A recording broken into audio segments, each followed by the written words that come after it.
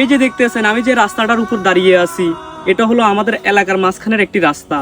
এখান দিয়ে বর্ষার সিজনে কোনো চলাফেরা করা যায় না। বর্ষার সিজনে হাঁটু সমান পানি চলে আসে। আমি চাই আমাদের গ্রামের এই রাস্তাটা একটু উন্নত করা হোক। কোথা থেকে যে আসে সব পাগল ছাগলেটি 2 দিন পর পর আসে ডালের ভিডিও বানায় নিয়ে যায়। এই যে আপনারা দেখতেছেন আমি যে জমিটার উপর দাঁড়িয়ে আছি, এটা হলো আমার এক প্রতিবেশীর জমি। এটা থেকে রাতের আড়ালে সকল ফসল কেটে নেওয়া হয়েছে। আমার এলাকার মেম্বার ও চেয়ারম্যানের প্রতি একটা আবেদন থাকবে, এই জিনিসটার একটা সুষ্ঠু তদন্ত করবেন। তো গাইজ আপনারা দেখতেই পাচ্ছেন আমি এখানে চলে ভিডিও বানাই, মাথায় মনে সমস্যা আছে। আমার দ্বারা মনে হয় এগুলো হইব না, সাইডে দিতে হইব।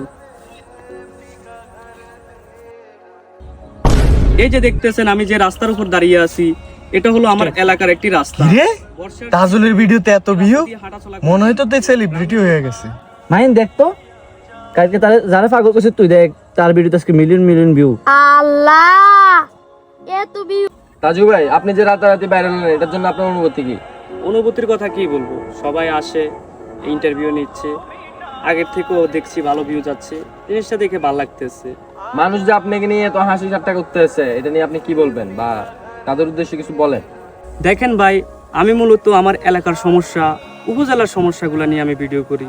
আমার এলাকার ভিতরে যে সমস্যাগুলা, ওইগুলো আমার ভিডিওতে তুলে ধরি। এগুলা কার কাছে কেমন লাগে আমি জানি না, তবে এলাকার ছোট বড় বৃদ্ধ লোকগণ সবাই এগুলো নিয়ে হাসি তামাশা করে। মূলত এই জিনিসগুলো অনেক খারাপ লাগে। আসলে ভাই বলতে গেলে আমার মনের ভিতর অনেক কষ্ট লুকিয়ে আছে। ফ্যামিলির সমস্যা বলেন, মানুষের হাসি ঠাট্টা বলেন, অনেক কষ্ট পায় লুকিয়ে আছে। এগুলো ভুলে থাকার জন্য আমি মূলত এই ভিডিওগুলো করি। ভিডিওগুলো যখন করি তখন আমি সব কিছুই ভুলে থাকতে পারি। এগুলো ভুলে থাকার জন্যই আমি এই ভিডিওগুলো শুরু করছি।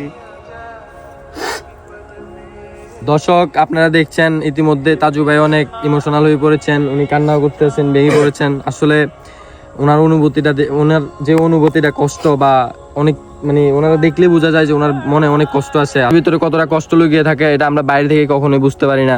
তো যাই হোক, তাজু ভাইয়ের জন্য সবাই দোয়া করবেন যেন উনি সামনে অনেক ভালো কিছু করতে পারে, অনেক দূরে এগিয়ে যায়। ওনার জন্য দোয়া রাখবেন। আল্লাহ হাফেজ, ভালো থাকবেন সবাই, ধন্যবাদ।